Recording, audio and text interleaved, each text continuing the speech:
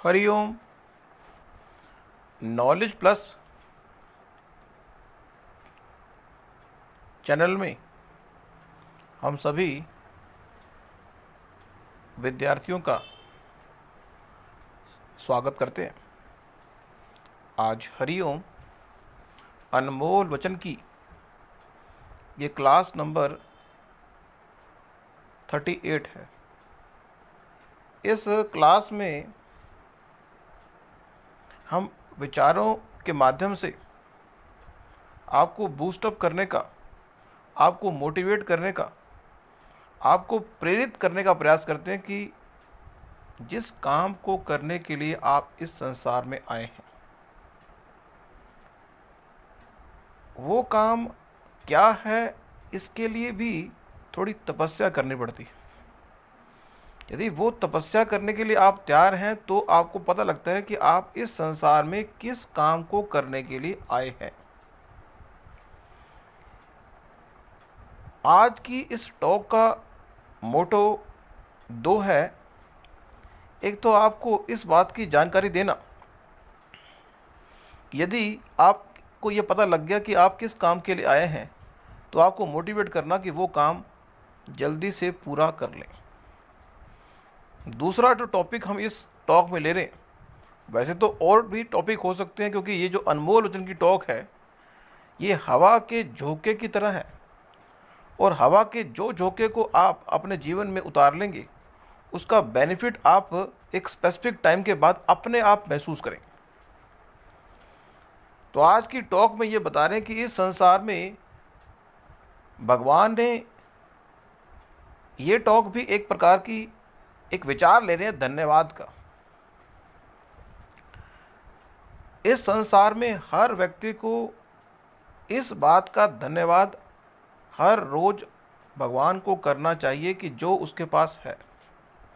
You should be thankful what you have in your life.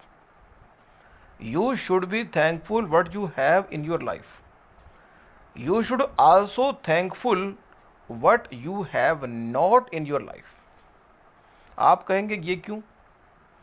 कि आपको इस बात का भी धन्यवाद भगवान को करना चाहिए कि जो भगवान ने आपको दिया है, और आपको इस बात का भी धन्यवाद करना चाहिए कि जो भगवान ने आपको नहीं दिया। क्योंकि यदि आपको भगवान ने जो नहीं दिया अगर वो देते तो बात अलग होती। क्योंकि जो भगवान ने आपको नहीं दिया तो निश्चित रूप से वो आपके लिए नहीं था, और जो भगवान ने आपको दिया वो आपके लिए था।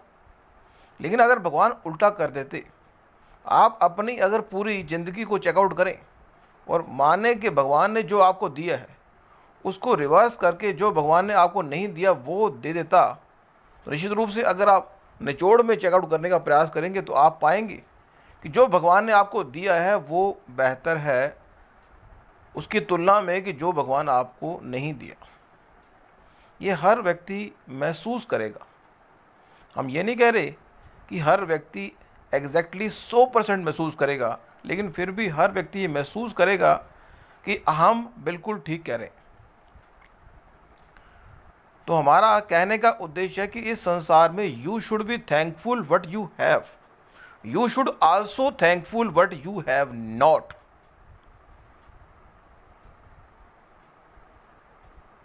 और you should be thankful what you received in future. तीन तरह से भगवान का धन्यवाद करना जरूरी है। जैसे ही कोई व्यक्ति सुबह उठता है तो वो तीन तरह से धन्यवाद भगवान का करे कि हे भगवान जो आपने दिया आपकी अति कृपा, हे भगवान जो आपने नहीं दिया उसकी भी अति कृपा, हे भगवान जो आप फ्यूचर में देने वाले हो उसके लिए मुझे तैयार कर दो,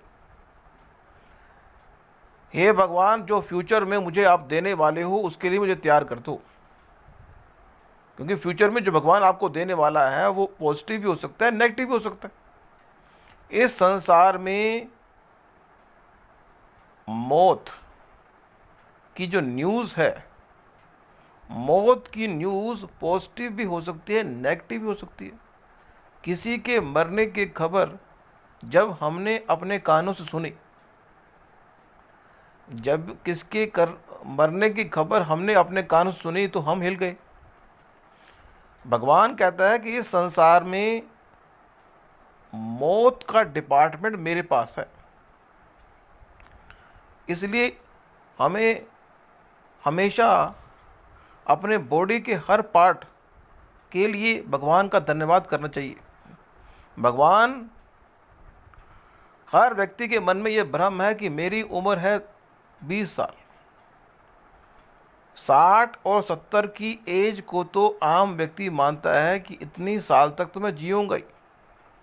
लेकिन जैसे ही व्यक्ति की उम्र 70 साल होती है तो उसके मन में भ्रम पैदा होता है कि मैं 10 साल 80 साल तो जीऊँगा ही। जब व्यक्ति की उम्र 80 साल होती है तो उसके मन में भ्रम पैदा होता है कि मैं 90 साल तो जीऊँगा ही। वो कभी भी 90 साल की उम्र होती है तो सोचता है कि मैं 100 साल तो जीऊँगा ही। वो कभी भी चीज़ों को वाइंड अप करने के बारे में सोचता ही नहीं।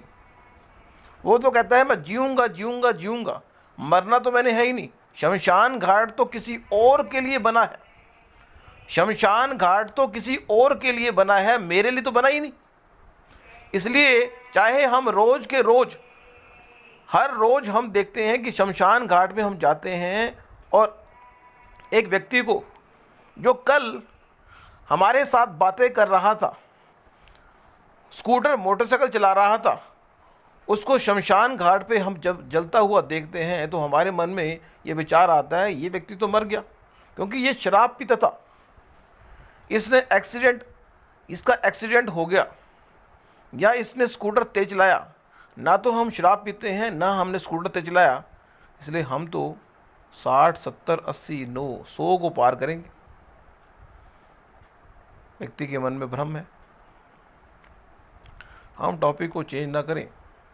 हम आपको बताना चाहते हैं कि आपको एक कैटेगरी का धन्यवाद करना चाहिए। हे भगवान, जो दिया बड़ी कृपा, जो दोगे वो भी कृपा, जो नहीं दिया उसकी भी विशेष कृपा। हमें इसी तरह से इस शरीर का भी धन्यवाद करना चाहिए कि हे भगवान, जो शरीर आपने दिया उसकी बड़ी कृपा, इस शरीर के सभी अंगों जो हमारे काम कर रहे हैं उसकी विशेष कृपा। तो थैंक यू तो हमारी जुबान पर होना ही चाहिए। जैसे हम एक और बात आपको बताना चाहते हैं और चाहते हैं कि जो भी इस टॉक को सुन रहा है वो इसको फॉलो अप करे। हमारा एक विचार है कि व्यक्ति जब सुबह उठे तो कम से कम सुबह उठते ही, ये एक विचार है हमारा, हम ये नहीं कह रहे कि हमारे विचारों से आप अपने आप को चेंज करें। यदि हरिओम नॉलेज प्लस के माध्यम से आपका चेंज होना लिखा होगा तो आप चेंज होंगे, लेकिन फिर भी हम आपको मोटिवेट करने का प्रयास नहीं चुकेंगे। इस संसार के हर व्यक्ति को जब जैसे ही वो सुबह उठे, अपने बिस्तर से उठने से पहले कम से कम एक बार भगवान का नाम ले ले। जब वो एक बार की बात कर रहे हैं, जितना इस प्रैक्टिस को बढ़ाएंगे, कभी एक बार तो कभी 2 बार, कभी 3 बार, इस तरह करते करते करते करते सुबह अपने बिस्तर से उठने से पहले भगवान का धन्यवाद करें कि हे भगवान, आपने नया दिन दे दिया, मुझे आँखों की शक्ति दे दी, मेरे को बोलने की शक्ति दे दी, और मैं अब इस शरीर से उसकी उपयोगिता का लाभ लूँगा। लंच ब्रेकफास्ट करने लगे तो भी कम से कम एक बार भगवान का नाम जरूर लें। लंच करने लगे तो भी, डिनर करने लगे तो भी, और रात को सोते समय भी। हमने पहले भी अपने टॉक में ये कहा था कि हमें 5 बार कम से कम भगवान का धन्यवाद करना चाहिए। You should always thankful to God 5 times in a day. 24 घंटे में कम से कम 5 बार भगवान का नाम अगर ले लिया जाए तो वो अच्छा है। बल्कि 5 से अधिक बार भी आप लेना चाहो तो ले सकते हैं, ऐसी कोई दिक्कत नहीं है। भगवान का नाम लेने में कोई बुराई तो है ही नहीं। 5 बार ना हो 10 बार लो। कहते हैं कि इस संसार में अच्छे कर्म करने के लिए कोई मुहूर्त देखने की आवश्यकता नहीं, अच्छा कर्म करो, कर लो, कोई प्रॉब्लम वाली बात है ही नहीं। तो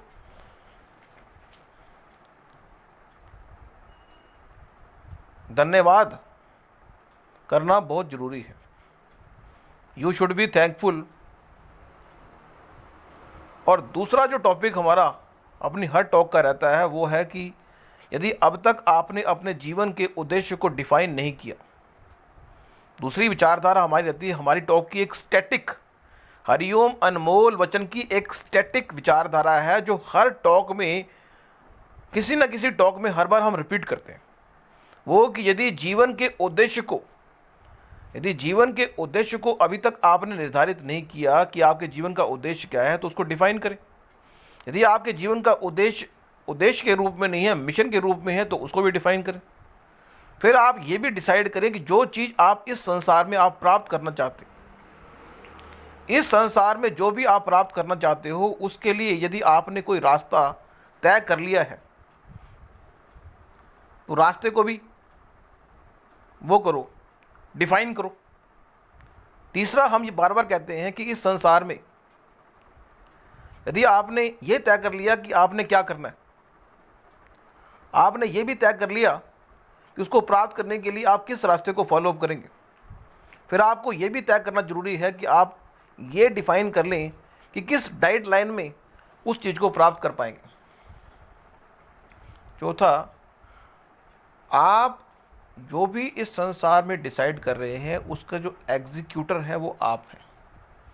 क्या उस चीज़ को जिसको प्राप्त करने के लिए आप बेताब हैं, प्लान तरीके से एग्जीक्यूट करेंगे, स्ट्रक्चर तरीके से एग्जीक्यूट करेंगे, अनस्ट्रक्चर्ड तरीके से करेंगे, फॉर्मल तरीके से करेंगे, इनफॉर्मल तरीके से करेंगे, ये भी आपको डिसाइड करना ज़रूरी है।